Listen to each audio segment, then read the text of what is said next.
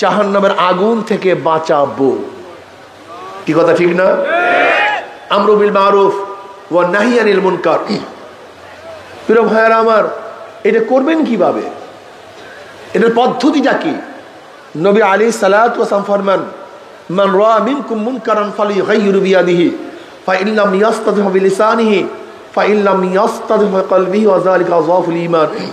মুসলিমের মধ্যে রওয়ায়াত আসছে, তোমরা যদি খারাপ কাজ দেখো, গর্হিত কাজ দেখো, তাহলে শক্তি থাকলে শক্তি দিয়ে পরিবর্তন করে দাও।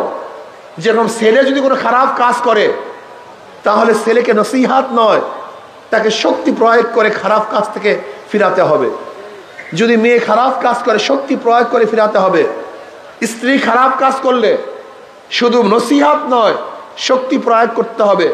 ছাত্র যদি খারাপ কাজে লিপ্ত হয়, শক্তি প্রয়োগ করে খারাপ কাজ থেকে বিরত রাখতে হবে।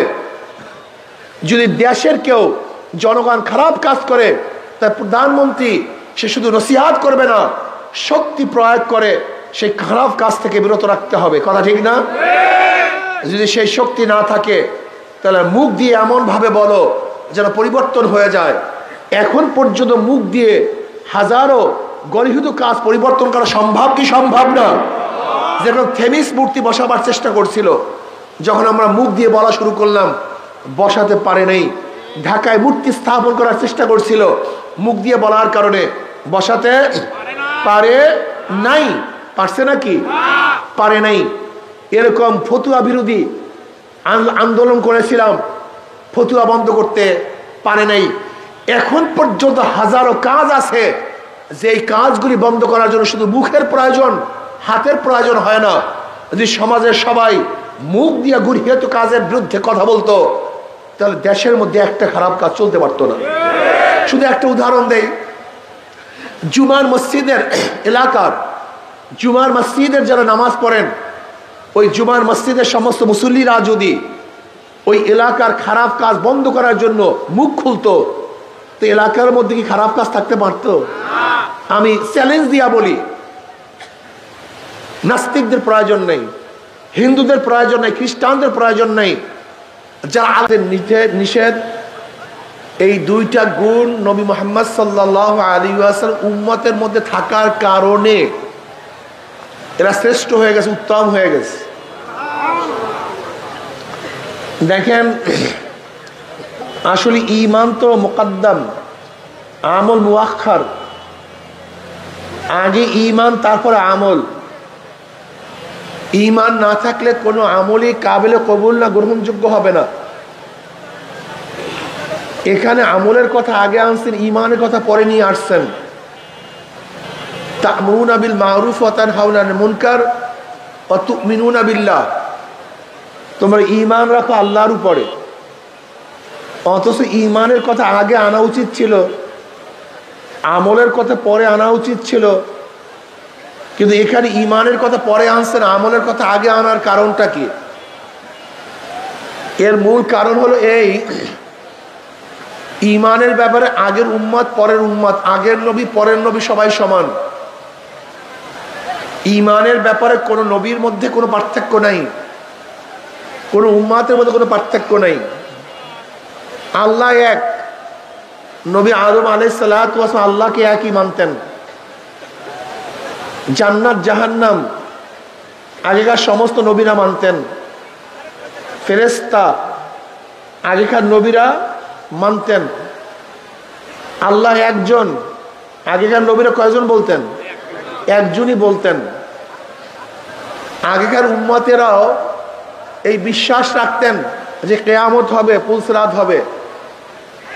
নবী মুহাম্মদ সাল্লাল্লাহু আলাইহি ওয়াসাল্লাম একই ঈমান রাখেন, তার উম্মতেরা একই ঈমান রাখেন। ঈমানের মধ্যে আগেকার পরের কোনো পার্থক্য নেই। সমস্ত নবীর উম্মত এবং সমস্ত নবীদের ঈমান এক, অভিন্ন। কিন্তু সমস্ত নবীদের উম্মতের আমল এক না। আমলের মধ্যে কি আছে? পার্থক্য আছে। শরীয়তের মধ্যে কি আছে? পার্থক্য আছে। যেরকম নবী আদম আলাইহিস সালাতু ওয়াস সালামের জমানায় ভাই বোনে বিবাহ জায়েজ ছিল, এখন কি জায়েজ আছে? ঈসা আলাইহিস সালাতু ওয়াস সালামের জমানায় শুয়ারের গোশ হালাল ছিল, এখন কি হালাল আছে? তার মানে ঈমান এক, আমলের মধ্যে পার্থক্য। আমরা ঈমানের কারণে তাদের চেয়ে উত্তম নই, ঈমান তো তাসাবি, সবাই সমান। কিন্তু নবী মুহাম্মদ সাল্লাল্লাহু আলাইহি ওয়াসাল্লামের উম্মতের শ্রেষ্ঠত্বটা বয়ান করার কারণটা কি ছিল? তাদের মধ্যে দুইটা গুণ আছে। কয়টা গুণ? আমরু বিল মারুফ ওয়া নাহি আনিল মুনকার, সৎ কাজের আদেশ, অসৎ কাজের নিষেধ। যদি এই দুইটা গুণ কার মধ্যে না থাকে, এই দুইটা গুণ কার মধ্যে না থাকে, সে যত বড় পীর হোক, মুহাদ্দিস হোক, মুফতি হোক, শায়খুল হাদিস হোক, যাই হোক না কেন, কোরআনের ভাষায় তাকে উত্তম উম্মত বলা হবে না। কোরআনের ভাষায় ওই ব্যক্তিকে উত্তম উম্মত বলা হবে যার মধ্যে সৎ কাজের আদেশ, অসৎ কাজের নিষেধ, এই দুইটা গুণ থাকবে। এখন আপনি বলতে পারেন, হুজুর সৎ কাজের আদেশ করতে করতেই তো অসৎ কাজ দূর হয়ে যায়। সৎ কাজ করতে করতে, ভালো আদেশ দিতে দিতে এমনি ব্যক্তির থেকে খারাপ কাজ দূর হয়ে যায়। কাজে সৎ কাজের আদেশ দিলেই তো যথেষ্ট, অসৎ কাজ থেকে বিরত রাখতে হবে কেন? একটা প্রশ্ন আসি কি নেই? এরকম অনেকেই বলে থাকি। আমি তাদেরকে প্রশ্ন করতে চাই, আমরু বিল মারুফ ওয়া নাহি আনিল মুনকার মাতুফ আলাই, আর মাতুফ আলাই মুগায়্যার হয়, এক আরাকের বিপরীত হয়। যদি আমরু বিল মারুফের মধ্যে সৎ কাজের আদেশের মধ্যেই অসৎ কাজের নিষেধ থেকেই থাকে, তাহলে আমরা যেই বয়ান, যেই তফসির বুঝলাম, আল্লাহ পাক তো সেটা বুঝলেন না। নাউযুবিল্লাহ। তাহলে কেন? যদি আমরু বিল মারুফের মধ্যেই নাহি আনিল মুনকার থাকে, তো নাহি আনিল মুনকার আবারও উল্লেখ করা এটা অতিরিক্ত হয়ে যায়, লগ্ব হয়ে যায়, যেটা প্রয়োজন ছিল না। কি কথাটা বুঝাতে পারি নাই? আমরু বিল মারুফের মধ্যেই তো নাহি আনিল মুনকার আছে, ও নাহি আনিল মুনকার আবার কেন বললাম? এটা লগ্ব কালাম, অতিরিক্ত কালাম। আর যে কালামের মধ্যে, কোরআনের মধ্যে অতিরিক্ত থাকে, সে তো আল্লাহর কালাম হতে পারে না। কথাটা বুঝাতে পারি নাই? আপনার তফসিরের মাধ্যমে ঈমানের খতরা হয়, ঈমান ধ্বংস হওয়ার সম্ভাবনা আছে। আপনি অবশ্যই মনে রাখবেন, আমরু বিল মারুফ এক জিনিস, নাহি আনিল মুনকার ভিন্ন জিনিস। এর উদাহরণ দেন এইভাবে, একটা মানুষ সুস্থ থাকার জন্য দুইটা জিনিসের প্রয়োজন। কয়টা জিনিসের প্রয়োজন ভাই? দুইটা জিনিসের প্রয়োজন একটা মানুষ সুস্থ থাকার জন্য। যেরকম এক ব্যক্তির ডায়াবেটিস হয়েছে। কি হয়েছে? ডাক্তার তাকে কি বলে? ইনসুলিন নেন, ডায়নিল ট্যাবলেট খান। আবার কি বলে? চিনি খেয়েন না, এইটা খাবেন না, এইটা খাবেন না। এর কারণটা কি? এর কারণ হলো দুইটা। ব্যক্তির মধ্যে যে জান ঢুকছে, সেই জানকে ধ্বংস করার জন্য, শোধন করার জন্য ইনসুলিন, ডায়োনিল ট্যাবলেট। কিন্তু নতুন ভাবে যেন জার না ঢুকে, এর জন্য চিনি খাইয়েন না, এইটা খেয়েন না। কি কথা ঠিক না? তা একটা মানুষ সুস্থ থাকার জন্য দুইটা জিনিসের প্রয়োজন, প্রতিশোধক, প্রতিরোধক। বলেন কি? এক ব্যক্তি শুধু ইনসুলিন নেয় কিন্তু চিনিও জন্মের মতো খায়, সে সুস্থ থাকবে? এক ব্যক্তি শুধু চিনি খায় না কিন্তু ইনসুলিন, তার মধ্যে যে জান ঢুকছে তার জন্য ইনজেকশন বা ঔষধ ব্যবহার করে না, সেও কি সুস্থ থাকবে? একটা মানুষ সুস্থ থাকার জন্য দুইটা জিনিসের প্রয়োজন, প্রতিশোধক, প্রতিরোধক। শুধু প্রতিরোধকেও হবে না, শুধু প্রতিশোধকেও হবে না। ঠিক ইসলাম নামীয়, এই জাতির নামীয় এই কায়া, এই শরীরটাকে সুস্থ রাখার জন্য দুইটা জিনিসের প্রয়োজন, প্রতিশোধক, প্রতিরোধক। বলেন কি? আমরু বিল মারুফ প্রতিশোধক, নাহিয়ানিল মুনকার প্রতিরোধক। নামাজ পড়ো, রোজা রাখো, জিকির করো, তেলাওয়াত করো, ইবাদত করো, আত্মশুদ্ধি করো, প্রতিশোধক। তোমার এলাকায় যেন গাঁজা না থাকে, মদ না থাকে, অন্যায় না থাকে, অবিচার না থাকে, এটা প্রতিরোধক। যদি তুমি শুধু প্রতিশোধক ব্যবহার করো আর এলাকার মধ্যে হাজারো গর্হিত কাজ চলতে থাকে, একদিন না একদিন দেখবা তুমিও খারাপ কাজের মধ্যে মগ্ন হয়ে গেছো, তুমিও খারাপ কাজের মধ্যে লিপ্ত হয়ে গেছো। তুমি হও নাই, তোমার ছেলে হবে, তোমার ছেলে হয় নাই, তোমার নাতি হবে, তোমার নাতি হয় নাই, তোমার পুতি হবে। তোমাকে মনে রাখতে হবে, ইসলাম দিন শুধু তোমার জমানার সাথে সম্পৃক্ত না, ইসলাম দিন তোমার নাতির সাথে সম্পৃক্ত না, ইসলাম দিন তোমার পুতির সাথে সম্পৃক্ত না। এই জমানার সাথে, কালের সাথে, মাটির সাথে ইসলাম ও দিন সম্পৃক্ত। তুমি ভালো আছো, কিন্তু তোমার সমাজ যদি ভালো না থাকে, তুমি গ্যারান্টি দিয়া বলো তোমার ছেলে কি ভালো থাকবে? হ্যাঁ, তোমার ছেলে ভালো আছে, তোমার সমাজ যদি খারাপ থাকে, তুমি গ্যারান্টি দিয়া বলো তোমার নাতি কি ভালো থাকবে? তোমার নাতি ভালো আছে, সমাজ যদি খারাপ হয়, তুমি গ্যারান্টি দিয়া বলো তোমার পুতি কি ভালো থাকবে? কেন থাকবে না? এর হাজারো প্রমাণ আছে, লক্ষ কোটি প্রমাণ আছে। আপনারা জানেন স্পেনের মধ্যে 950 বছর মুসলমানদের শাসন ছিল। কত বছর? 1-2 দিন না, 950 বছর টানা মুসলমানদের শাসন ছিল। কিন্তু সেখানে খ্রিস্টানরা দখল করার পরে একটা মসজিদও বাকি নেই, একটা মসজিদও ছিল না। আল্লাহকে প্রকাশ্যে আল্লাহ বলিয়া ডাক দেওয়ার কেউ ছিল না, প্রকাশ্যে আল্লাহকে সেজদা দেওয়ার মতো কেউ ছিল না। যে দেশটা ছিল মুসলমানদের, সেই মুসলমানদের দেশের মধ্যে একজনে আল্লাহকে ডাকার মতো ছিল না। কারণটা কি? ওই যারা ছিল তারা নিজেকে নিয়ে চিন্তা করছে, ভবিষ্যৎ প্রজন্ম করিয়া চিন্তা করে নেই। তুমি কি জানো বুখারা, তাসকান, সামারকান, উজবেকিস্তান, কাজাকিস্তান এগুলো সব মুসলমানদের রাষ্ট্র ছিল, মুসলমানদের শাসন ছিল। কিন্তু কমিউনিস্টরা সেই দেশ দখল করার পরে এই বুখারার মধ্যে, যেখানে ইমাম বুখারীর জন্ম, 200 বছর পর্যন্ত, 72 বছর পর্যন্ত সেখানে কোরআন তেলাওয়াত করতে পারে নাই।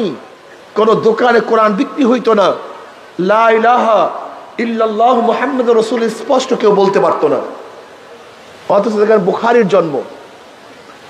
আপনারা জানেন তুর্কিস্তান, যেখানে মুসলমানদের শেষ খেলাফত ছিল, 750 বছর পর্যন্ত মুসলমানদের শাসন ছিল, সেখানে কামাল পাশা ক্ষমতা আসার পরে জানেন কত মসজিদকে নাট্যকার বানায় ফেলাইছে? আপনি কি জানেন কত আলেমকে হত্যা করা হয়েছে? অনেকেই জানেন না।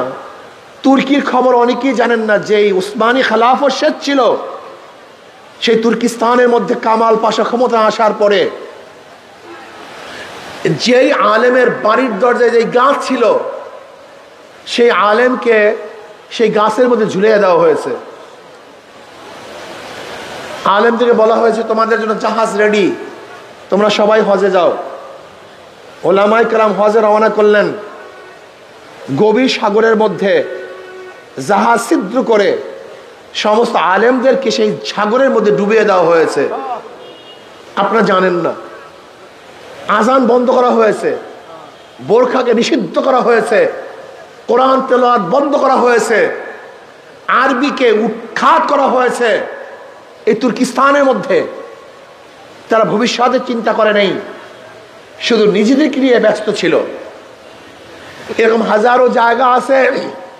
আজকে মিশরের অবস্থা কি দেখেন, আজকে সৌদির অবস্থা কি চলতেছে দেখছেন। ইদানিং সৌদির মধ্যে যে কনসার্ট চলতেছে, যে ড্যান্স গান চলতেছে, আল্লাহ ভালো জানেন, জানি না কি হয়। দুবাইয়ের অবস্থা কি, মিডল ইস্টের অবস্থা কি, আবুধাবির অবস্থাটা কি আপনি কি জানেন?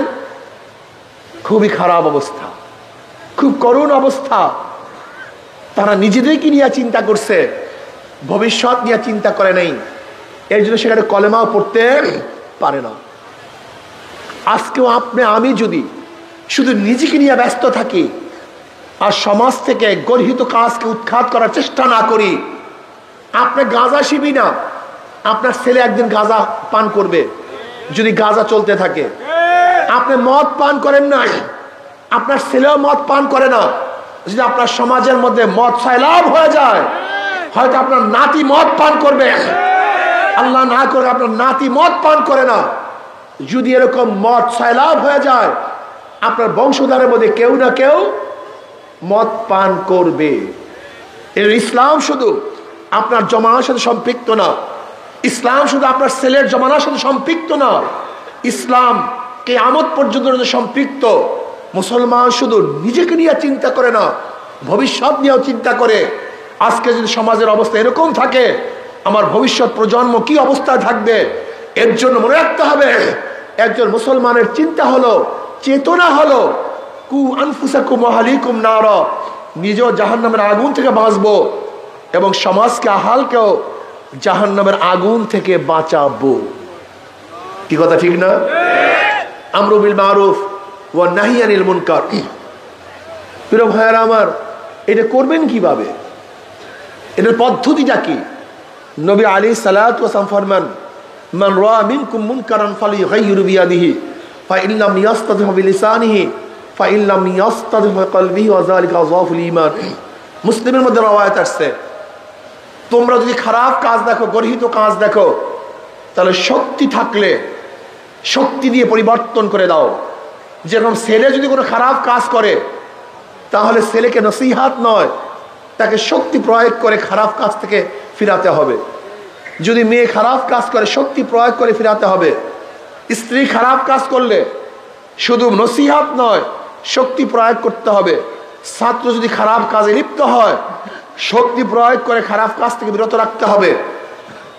যদি দেশের কেউ জনগণ খারাপ কাজ করে, তাই প্রধানমন্ত্রী সে শুধু নসিহাত করবে না, শক্তি প্রয়োগ করে সেই খারাপ কাজ থেকে বিরত রাখতে হবে। কথা ঠিক না? যদি সেই শক্তি না থাকে, তাহলে মুখ দিয়ে এমন ভাবে বলো যেন পরিবর্তন হয়ে যায়। এখন পর্যন্ত মুখ দিয়ে হাজারো গর্হিত কাজ পরিবর্তন করা সম্ভব কি সম্ভব না? যেরকম থেমিস মূর্তি বসাবার চেষ্টা করছিল, যখন আমরা মুখ দিয়ে বলা শুরু করলাম, বসাতে পারে নাই। ঢাকায় মূর্তি স্থাপন করার চেষ্টা করছিল, মুখ দিয়ে বলার কারণে বসাতে পারে নাই। পারছে নাকি? পারে নাই। এরকম ফতুয়া বিরোধী আন্দোলন করেছিলাম, ফতুয়া বন্ধ করতে পারে নাই। এখন পর্যন্ত হাজারো কাজ আছে যে এই কাজগুলি বন্ধ করার জন্য শুধু মুখের প্রয়োজন, হাতের প্রয়োজন হয় না। যদি সমাজের সবাই মুখ দিয়ে গর্হিত কাজের বিরুদ্ধে কথা বলতো, তাহলে দেশের মধ্যে একটা খারাপ কাজ চলতে পারতো না। শুধু একটা উদাহরণ দেই, জুমার মসজিদের এলাকার, জুমার মসজিদের যারা নামাজ পড়েন, ওই জুমার মসজিদের সমস্ত মুসল্লিরা যদি ওই এলাকার খারাপ কাজ বন্ধ করার জন্য মুখ খুলতো, তো এলাকার মধ্যে কি খারাপ কাজ থাকতে পারতো? আমি চ্যালেঞ্জ দিয়া বলি, নাস্তিকদের প্রয়োজন নেই, হিন্দুদের প্রয়োজন নেই, খ্রিস্টানদের প্রয়োজন নেই। যারা আল্লাহকে সেজদা করে, যারা আল্লাহকে সেজদা করে, এই সেজদাগীররা যদি একত্রিত হয়ে অন্যায়ের মোকাবেলায় কথা বলতো, তা বাংলাদেশের মধ্যে একটা অন্যায় থাকতে পারতো না। তার মানে অন্যায় রাখছে কে? এই যারা আমরা নামাজ পড়ি তারাই। আমরা নামাজিরা অন্যায়ের মোকাবেলা করি না, আমরা নামাজিরা অন্যায় দেখার পরে হেঁটে যাই, প্রতিবাদ করি না। এই কারণে সমাজের মধ্যে অন্যায় আছে। আপনাদের মনে রাখতে হবে, অন্যায়কারীদের সংখ্যা খুবই কম, ভালো লোকের সংখ্যা এখনো বেশি। কিন্তু ভালো লোকেরা ঐক্যবদ্ধ নয়, তারা মুখ খোলে না, জবান খোলে না। এর জন্য সমাজের মধ্যে খারাপ কাজ বিস্তার লাভ করতেছে। আমি অনুরোধ করব, আপনার যত বড় দরবেশ হন, যত বড় আলেম হন, যদি আমরু বিল মারুফ ওয়া নাহি আনিল মুনকার, সৎ কাজের আদেশ, অসৎ কাজ থেকে মানুষকে ফিরাবার চেষ্টা না করেন, তাহলে কোরআনের ভাষা আপনি উত্তম উম্মত হতে পারেন না।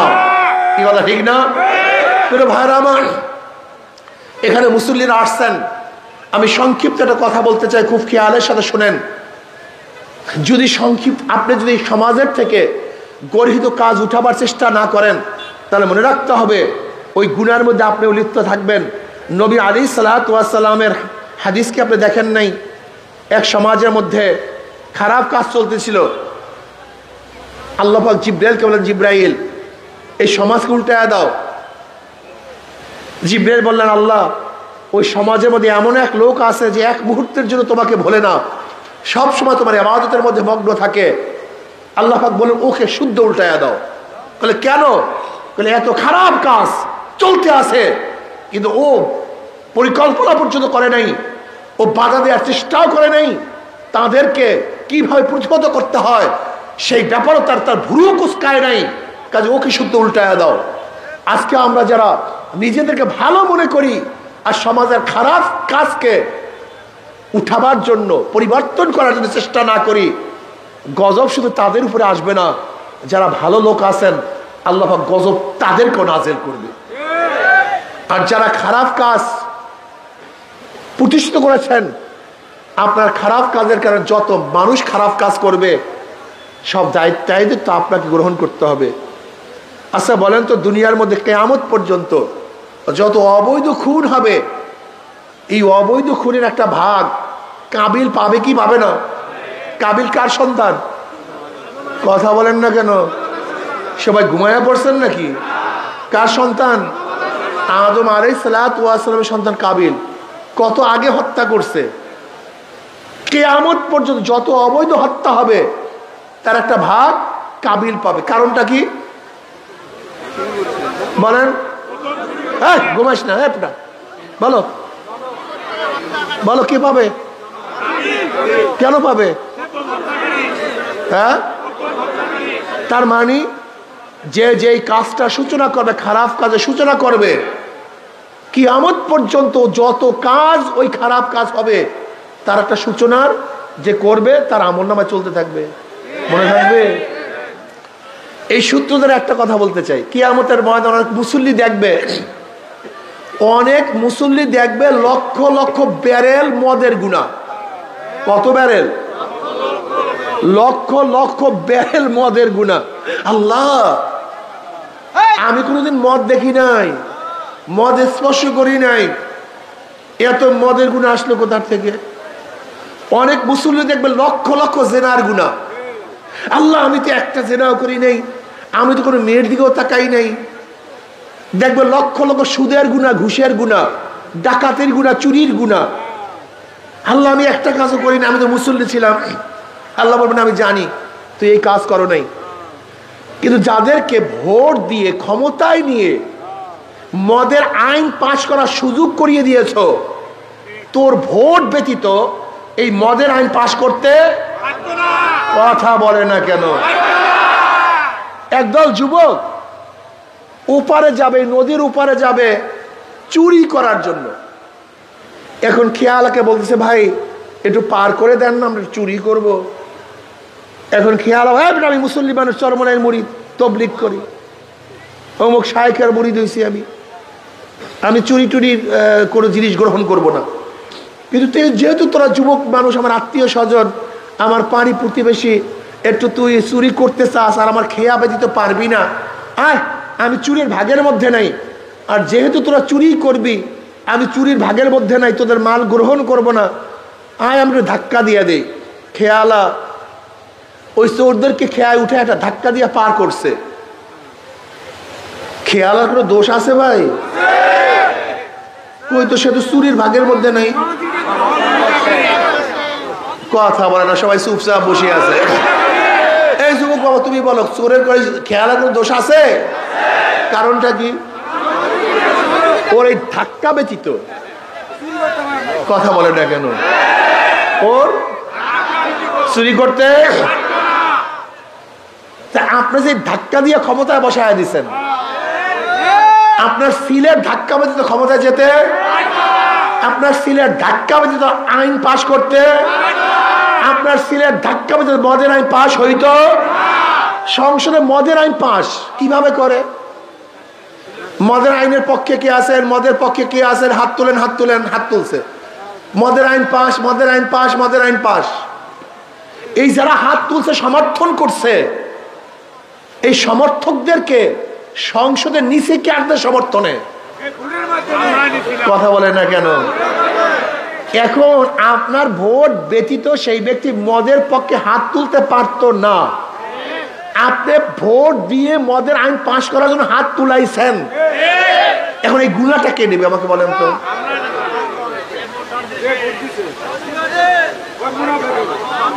প্রস্কোয়াটারের আইন পাশ, প্রস্কোয়াটারের আইনের পক্ষে কে আছেন? জেনার পক্ষে কে আছেন? জেনার পক্ষে কে আছেন? হাত তুলছেন, হাত তুলছেন। জেনার আইন পাশ, জেনার আইন পাশ। জেনার আইন বুঝেন? বাংলাদেশের ল হলো এই, একটা যুবক যুবতী সম্মতি হয়ে যত খারাপ কাজ করবে, এটা কোনো বাংলাদেশের আইনে কোনো অবৈধ না। একজন যুবক যুবতী যত অপকর্ম করবে নিজেদের সম্মতি অনুযায়ী, যদি তাদের বিরুদ্ধে হাইকোর্টে সুপ্রিম কোর্টেও কেস দায়ের করেন, সুপ্রিম কোর্টের বাবারও কোনো ক্ষমতা নাই তার বিরুদ্ধে কোনো রায় দেয়া, কারণ বাংলাদেশে জেনা সম্পূর্ণ বৈধ। এই যাদের ভোটের কারণে একটা সিল মারছেন হুজুর, একটা সিল মারছে হুজুর, হুজুর আমার ভাই দাঁড়াইছে হুজুর, আমার আত্মীয় হুজুর, আমার পাড়া প্রতিবেশী দাঁড়াইছে হুজুর, এর জন্য আমি একটা সিল মারছি। এই তোমার সিল ব্যতীত জেনার পক্ষে হাত তুলতে পারতো না। কাজে এই কিয়ামত পর্যন্ত তোমার ভোটের কারণে যত জেনা হবে, এই সমস্ত জেনার গুলা তোর আমলনামায় চলতে থাকবে। ভাবছেনটা কি? একটা সিল, ইবরাত কা যা হয় তামাশা নেই। আপনার ভোটের মাধ্যমে যত মদের প্রচারণ হবে, যত মানুষ মদের বোতলে চুমুক মারবে, আপনার ভোট ব্যতীত মদের আইন পাশ করা যেত না। আপনার ভোটের কারণে মদের আইন পাশ হয়েছে, সমস্ত গুনাহ আপনার আমলনামায়। ইবরাত কা যা হয় তামাশা নেই। আপনি ভেবেছেন কি এটা ভোট? হ্যাঁ, আমি গেলাম একবার উজিরপুরে, এক হিন্দু ঠাকুর, সে বলতেছে হুজুর আমি তো ইসলামের বাহিরে, হাত পাকার বাহিরে ভোট দেবো না। আমাকে কেন? তাহলে হুজুর আপনার আব্বার বয়ান শুনতাম, তিনি একটা কথা বলছে যে যাদের ভোটের মাধ্যমে যত গুনাহ হবে, ভোটারদের আমলনামায় সেই গুনাহ আসবে। আমি চিন্তা করি তখন কতটা ঠিকই, আমার কারণে এই কাজগুলো হচ্ছে। আমি না করলে এই কাজ হতো না, লুটপাট হতো না, চুরি হতো না, ডাকাতি হতো না। এই কাজটা আমারই নিয়াত করছি হুজুর। আমি কেন ফাও একজন ক্ষমতা নিয়ে আমি কেন কিয়ামত পর্যন্ত খারাপ কাজের মধ্যে থাকবো? চিন্তা করতে পারছেন? একটা হিন্দু, ওর মেধা আছে। আমি এই কথা বলছি না যে তুমি আমার সাপোর্ট করো, আমি এই কথা বলছি না তুমি ইসলামী আন্দোলন করো, আমি এই কথা বলছি না তোমার হাত পাকে সিল মারো, এই কথা বলছি না। কিন্তু আমি এই কথা নিশ্চিত বলবো যে এই দলের মধ্যে, যে ব্যক্তির মধ্যে চোর আছে, ডাকাত আছে, দুর্নীতিবাজ আছে, খুনি আছে, মদখোর আছে, ধর্ষক আছে, তাদের দল করে মানুষ করতে পারে না। এই কথাটাই আমি বলতে পারি। আমি এই কথা বলবো না আমার দল করো, আমি এই কথা বলবো না আমার পিছনেই তোমাকে নামাজ পড়তে হবে, আমি এই কথা বলবো না। কিন্তু যে কোনো একজন আলেম যাদের নামাজ সহি, যারা আল্লাহকে ভয় করে, এমন একজনের পিছুই তোমাকে নামাজ পড়তে হবে। আমি এই কথা বলবো না আমার কাছেই কিরাত পড়তে হবে, না, যার কাছে গিয়ে পারো কিরাতকে সহি করতে হবে, শুদ্ধ করতে হবে। কিরাত সহি ব্যতীত কবরে যাওয়া যাবে না। কাজে আসুন আমরা সবাই ভালো মানুষকে সমর্থন করি, ভালো মানুষকে সাপোর্ট করি। খবরদার নিজের ভোটের মাধ্যমে কিয়ামত পর্যন্তর জন্য যেন গুনাহ জারি না করি। এই ভুল কেউ করবেন না, আল্লাহর কাছে অনুরোধ করি। এই দেশের যত গন্ডগোলের মূল হলো আপনারা, এই যত গন্ডগোলের মূল, এই যত গ্যাঞ্জামের মূল, যত দুর্নীতির মূল সব জনগণ। আপনারা দুর্নীতিবাজদেরকে ক্ষমতায় নেওয়ার কারণে আজকে দেশের মধ্যে বারবার দুর্নীতিতে দেশটা বারবার চ্যাম্পিয়নশিপ লাভ করছে। এসব দোষের মূল আপনারা, অন্য কেউ না। আজকে থেকে নিয়াত করেন যেই দলের মধ্যে চোর আছে, দুর্নীতিবাজ আছে, দখলদার আছে, চাঁদাবাজ আছে, ওদেরকে আমরা সাপোর্ট করব না, ওদেরকে ভোট দেব না ইনশাআল্লাহ। কি সবাই রাজি আছেন ইনশাআল্লাহ? কে রাজি আছে? দুই হাত, নারা তাকবীর, নারা তাকবীর। আল্লাহ আমাদের সবাইকে কবুল করে নেন। মাশাআল্লাহ, মাশাআল্লাহ, মাশাআল্লাহ। হাত নামাই। এর জন্য আমি একটা কথা বলবো ভাই, একটা কথা বলবো যে খবরদার, খবরদার খারাপ কাজে অংশগ্রহণ করবেন না, খারাপ কাজে যাবেন না। কিয়ামত পর্যন্ত কিন্তু আপনার আমল নামায় এই গুনাহ লিখতে থাকবে। আল্লাহ আমাকে আমাদের সবাইকে কবুল করে নেন। এখন কবলাল জুমা 4 রাকাত সুন্নাত নামাজ পড়ি।